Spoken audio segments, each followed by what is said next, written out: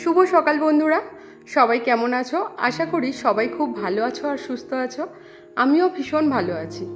শুক্লা দাস ব্লগসে আরও একটা নতুন ভিডিওতে তোমাদের সকলকে জানাই অনেক অনেক স্বাগত। এবছর 22শে জুন 7ই আষাঢ় শনিবার দিন সকাল 8:45 থেকে শুরু হয়েছিল শ্রী শ্রী দেবী মায়ের অম্বুবাচী যাত্রা এবং 25শে জুন 10ই আষাঢ় মঙ্গলবার দিন রাত 8:09 এই অম্বুবাচী ছেড়ে গিয়েছিল। প্রতি বছর এই অম্বুবাচী ছেড়ে যাওয়ার পর মাকে একটু ভোগ নিবেদন করা হয়। এবছরও তার প্রস্তুতিতেই লেগে পড়েছি। এবছর যেহেতু 25শে জুন রাত্রিবেলায় অম্বুবাচী ছেড়েছিল, তাই তার পরদিন সকালে অর্থাৎ 26শে জুন মায়ের ভোগ রান্না করছি। সকালে স্নান সেরে মাকে প্রণাম করে সোজা চলে এসেছি ভোগ রান্নার জন্য। প্রতি বছরই চেষ্টা করি এই দিনে নিজের হাতে মায়ের ভোগ রান্না করার। মা জেঠিমারা সমস্তটা কুটে বেটে দিয়েছে, আমি এখন ভোগ রান্না করছি। আজকে মায়ের ভোগে কি কি থাকছে সবটাই তোমাদের সাথে শেয়ার করব।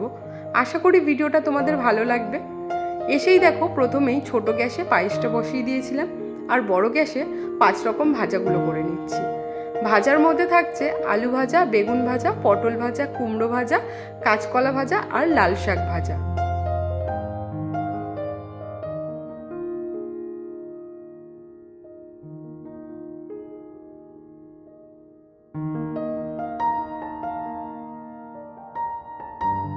ভাজাগুলো হয়ে যাওয়ার পর এখন একটু পনিরের ডালনা বসিয়েছি। তবে পনিরের ডালনার রেসিপিটা তোমাদের সাথে আর শেয়ার করা হলো না। আসলে কাকাই বলেছে 12টার মধ্যে পুজো করতে আসবে, তাই 12টার মধ্যে আমাকে ভোগের রান্না সমস্তটা সারতে হবে। তো সেই কারণে পনিরের ডালনার রেসিপিটা তোমাদের সাথে আর শেয়ার করা হলো না। অন্য এক সময় অবশ্যই শেয়ার করব।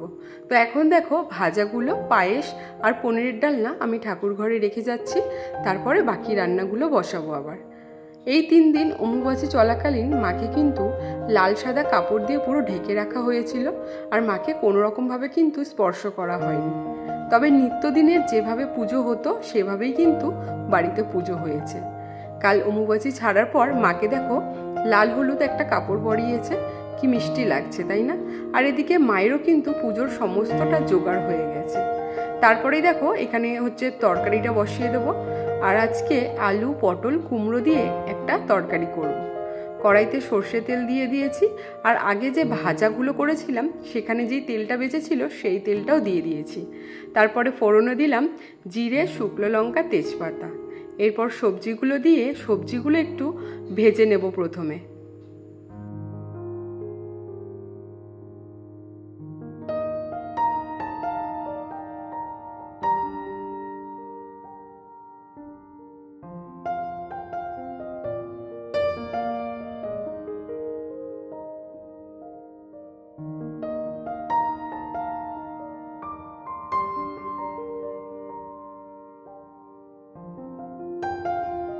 সবজিগুলো একটু ভাজা হয়ে আসলে দিয়ে দিচ্ছি পরিমাণ মতো লবণ আর পরিমাণ মতো হলুদ। এরপরে আবারও আমি 2 থেকে 3 মিনিট সবজিগুলো ভালো করে একটু নাড়াচাড়া করে নেব। তারপরে দেব হচ্ছে মশলাগুলো।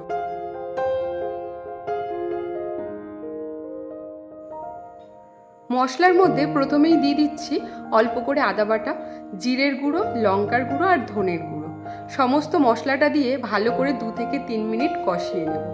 প্রতিবার মায়ের ভোগের সাথে হয় লাবড়ার তরকারি, না হলে আলুর দম করে দেওয়া হয়। এবারে ইচ্ছে হলো মাকে একটু আলু, পটল, কুমড়ো দিয়ে ডালনা করে দিই, তো সে কারণেই করে দেওয়া। মশলাটা ভালো করে কষে আসলে 10-12টার মতো কাঁচা লঙ্কা চিড়ে দিয়ে দিলাম। তারপরেই পরিমাণ মতো জল দিয়ে ঢাকা চাপা দিয়ে 10 থেকে 15 মিনিট বেশ করে ফুটতে দেব। আলু, পটল, কুমড়োর ডালনা প্রায় হয়ে এসছে।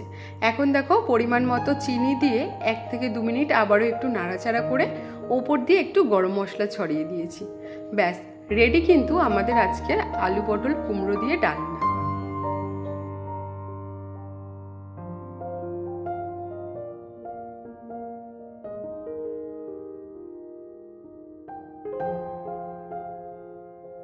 মায়ের ভোগের খিচুড়ির জন্য একটা হাঁড়ি বসিয়ে দিয়েছি, তাতে পরিমাণ মতো সর্ষে তেল দিয়ে দিয়েছি। আর এখন হচ্ছে সোমবারগুলো দিয়ে দিলাম। সোমবারের মধ্যে দিয়েছি জিরে, শুকনো লঙ্কা, তেজপাতা আর গোটা গরম মশলা। তারপরে দেখো দুটো মিডিয়াম সাইজের টমেটো দিয়ে দিয়েছি। একটু নাড়াচাড়া করে মশলাটা দিয়ে দেবো। মশলাটা আমি আগের থেকেই করে রেখেছিলাম। বাটির মধ্যে জিরের গুঁড়ো, ধনের গুঁড়ো, লঙ্কার গুঁড়ো, হলুদের গুঁড়ো দিয়ে বেশ করে অল্প করে জল দিয়ে ভিজিয়ে রেখেছিলাম। এতে কি মশলাটা ভালো করে মিশে যায়। তারপরেই দেখো আদা বাটা দিয়ে দিচ্ছি। আদা বাটা দেওয়ার পরে এবার মশলাটা ভালো করে কষিয়ে নেব। এদিকে কিন্তু সময়ও প্রায় হয়ে আসলো, 11:15 মতো হয়ে গেছে। আর কিছুক্ষণের মধ্যে কিন্তু কাকাইও চলে আসবে পুজো করতে। তো সেটাই একটু টেনশন হচ্ছিল যে সময় মতো আমি সমস্তটা করে উঠতে পারবো কি না। সেটাই মাকে ডাকছিলাম যে যাতে সময় করে ভোগটা রান্না হয়ে যায়। তো দেখো এদিকে মশলাটা ভালো করে একটু কষিয়ে নিচ্ছি।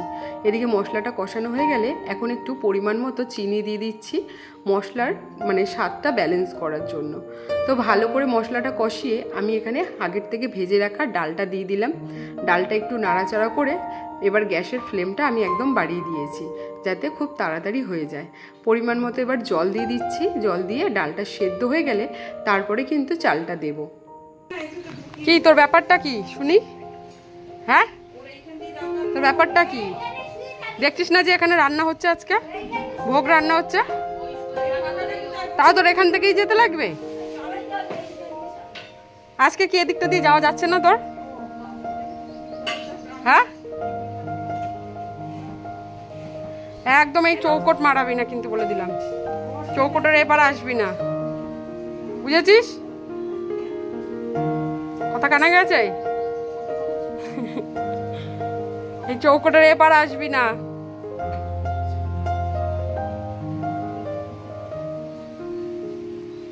এখানেই বসে থাকবি, আর না হলে এই রাস্তা দিয়ে যাবি।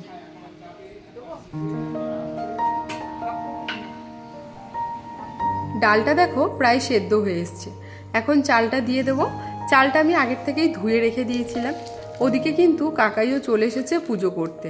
কাকাইকে বললাম 10 মিনিটের মতো একটু বসো, আশা করি 10 মিনিটের মধ্যে ভোগ রান্না হয়ে যাবে।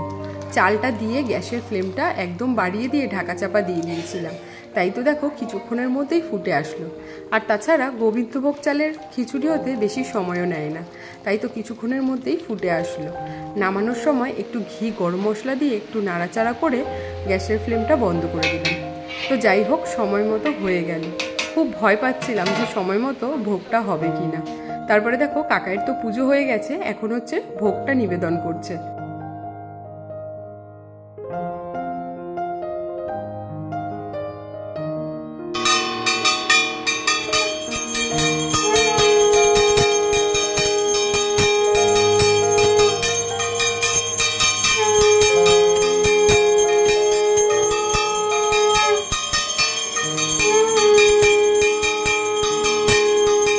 ভোগের নিবেদনে আজকে কি কি ছিল সেটাই তোমাদেরকে বলি।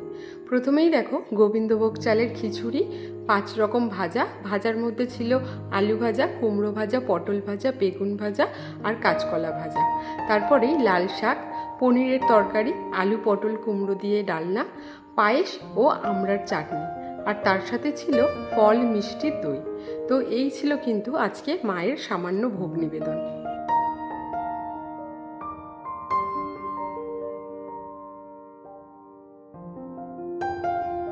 সকাল থেকে যেহেতু উপোস করেছিলাম আর উপোস করেই মায়ের ভোগ রান্না করেছি, তাই তো পুজোর শেষে একটু অঞ্জলিও দিয়ে নিলাম। তারপরে মায়ের ঘর 10 মিনিটের জন্য বন্ধ করে রাখা হয়েছিল। আজকে অবাক করা একটা বিষয় কি জানো তো, সারাদিনে আজকে এক ফোঁটা কোনো বৃষ্টি হয়নি। প্রতি বছর এই অমাবস্যা ছাড়ার পর দেখি প্রচুর বৃষ্টি হয়, তবে আজকে সারাদিনে এখনো পর্যন্ত কোনো বৃষ্টি হয়নি। রাতে হবে কিনা বলতে পারছি না। যাই হোক 10 মিনিট পরে মায়ের ঘর খুলে এখন সবাইকে ভোগ প্রসাদ দিয়ে দেব। সবাইকে প্রসাদ দিয়ে তারপরেই আমি উপোস ভাঙব। আজকে একটু টেনশনও হচ্ছিল, আজকে এত তাড়াহুড়ো করে সমস্ত ভোগ প্রসাদ রান্না করেছি, কেমন হবে তো সেটাই ভাবছিলাম। তবে যাই হোক সবাইকে প্রসাদ দেওয়ার পরে সবাই খেয়ে কিন্তু ভালোই বলেছিল, তো সেটাই শান্তি। তো চলো আজকের ভিডিওটা এখানেই শেষ করছি।